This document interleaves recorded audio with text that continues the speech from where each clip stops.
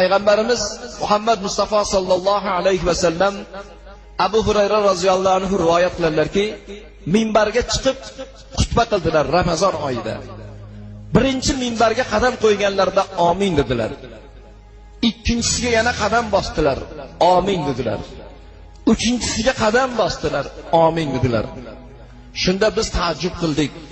Ya Allohning rasuli 3 marotaba amin, amin, amin dedingiz. Buni sababi nima dedik? Shunda Rasululloh, men minbarni birinchi pilla poyasiga qadam qo'yganimda Jibril alayhisalom keldilar.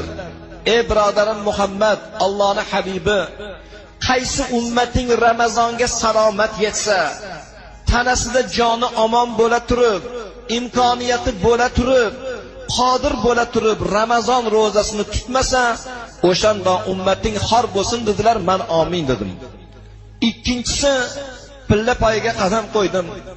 Ey birodarim Muhammad, Allohning habibi, qaysi ummating Ramazonga yetsa-yu, tili fitna fasoddan to'xtamasa, g'iybatdan to'xtamasa, ig'vodan to'xtamasa, o'shanda ummating xor bo'lsin dedilar, men amin dedim.